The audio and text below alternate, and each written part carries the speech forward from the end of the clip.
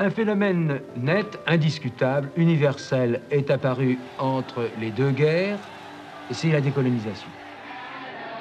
Je vous ai compris. Ça nous ouvre des territoires sur lesquels on ne serait peut-être pas allé. Le savoir-faire, on ne nous l'a pas nationalisé.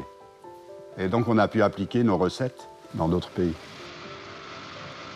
On va se dire, pourquoi pas aussi l'Afrique subsaharienne. Ça va être l'aventure du Gabon en premier lieu. On va trouver quelques découvertes à terre. Et puis on va passer à l'offshore. C'est au large de Port-Gentil. Et ça s'appelle le champ d'anguilles. Port-Gentil. Sur le champ marin d'anguilles, les sondages en mer se heurtent à des problèmes techniques et les conditions de travail sont rudes. Nous avons même dû faire venir de Bordeaux une barre spéciale de manutention. Si la découverte d'anguilles a ouvert l'ère de l'offshore gabonais, ce qui m'a touché durant cette expérience, c'est avant tout les relations humaines. Nous étions tous les jours ensemble, unis, prêts à affronter l'adversité. Paul Bina, ingénieur de forage. Quand je suis rentré dans le groupe Total, j'ai eu la chance de commencer très justement par le site d'Anguilla. Et je retrouve dans cette lettre finalement tout ce que j'ai vécu, et notamment ces valeurs d'union, de cohésion d'équipe qui ont fait et qui font encore le succès de nos opérations. Pendant ce temps-là, d'un point de vue opérationnel, on a fait un pipe de 450 km environ sur Arzeux, où on a construit la première usine de liquéfaction de gaz. Et le premier bateau, qui était le Jules Verne, qui a transporté du gaz liquéfié vers Le Havre, alimentait donc aussi bien Gaz de France que British Gas en Angleterre. Dans le même temps, les sociétés amont qui dépendent du BRP mettent de l'argent qui leur permet d'acheter un certain nombre de réseaux, dont l'Amur, Avia, le reste de Caltex, et constitue donc un aval important qui va décider d'ailleurs de construire des raffineries. En 1965 est décidée la création de l'ERAP, qui va devenir le futur groupe ELF. Notre tâche était dans un premier temps de relever et de photographier toutes les implantations de distribution de carburant et d'en dresser une carte IGN. Nous recherchions des terrains pour y implanter le réseau futur. Pierre Voiturier, un des pionniers du réseau Total. Cette lettre, elle décrit un métier qui est encore clé dans le réseau, le métier de développeur. Aujourd'hui, bien sûr, on a Google Maps, mais dans de nombreux cas, on a encore recours à la méthode de comptage manuel qui est décrite ici. À l'époque, les gens qui possédaient une voiture, c'était un signe extérieur de réussite sociale et il les soignait. Donc, ils faisaient très attention à la qualité de ce qu'ils mettaient dedans. Et ça a lancé tout ce marketing. On a commencé à rentrer dans la distribution et chacun a essayé d'avoir un avantage concurrentiel sur la qualité de ses produits. Le plein.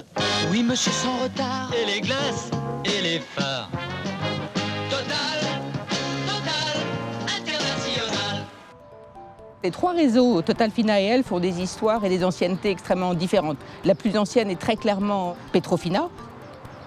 Le réseau était développé à l'époque, il y avait plus de 13 000 stations déjà à travers le monde, y compris plus de 1000 en Amérique du Nord. Si vous voulez meilleure qualité d'essence, de lubrifiant et de service, Fina est là. Fina est là. Il y a toujours eu chez Petrofina une certaine imagination au point de vue marketing. Cette opération Bonnes Vacances, ça a été un petit peu une novation à l'époque. Et ça a été un succès phénoménal. La France connut au printemps de 1967 un événement important. L'étrange arrivée de ronds rouges était annoncée. Quand je suis rentrée dans le groupe, tout le monde en parlait encore avec beaucoup d'émotion. Ça a été la première grande campagne marketing de teasing, avec des affiches partout, les ronds rouges arrivent. Et en une seule nuit, la nuit du 27 avril 1967, 12 000 personnes du groupe se sont complètement mobilisées. La marque Elf était lancée avec son grand rond rouge caractéristique.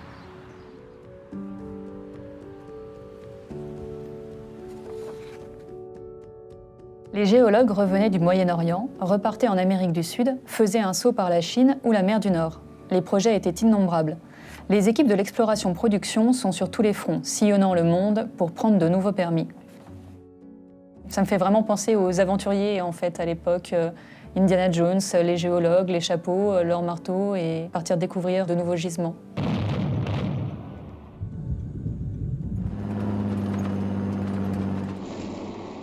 On s'est retrouvés avec des équipes qui étaient formées, qui venaient d'Assimé Saoud. Et on va retrouver toutes ces équipes dans les projets qui n'ont rien à voir avec le désert, puisqu'une bonne partie se passera en mer du Nord.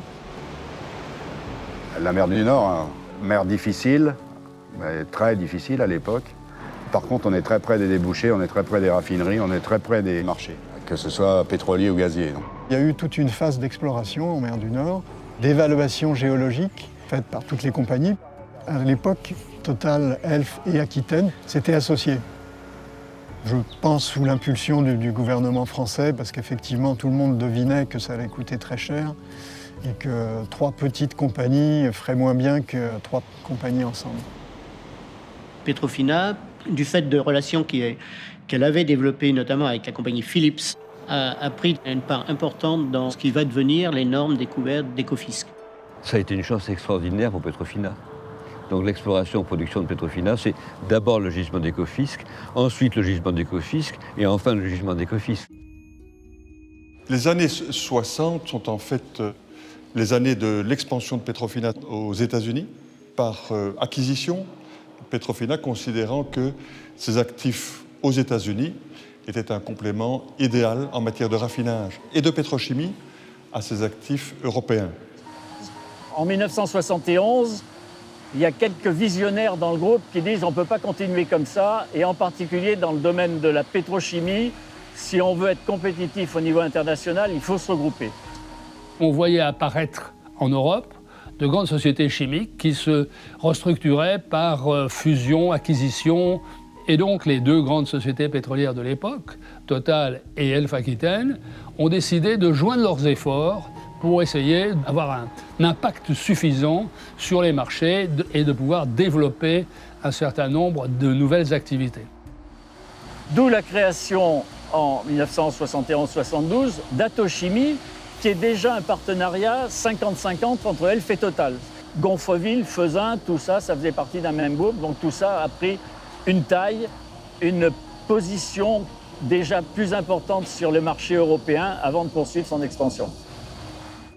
Et puis plus original, Sanofi, qui sera l'une des rares diversifications réussies de cette ampleur.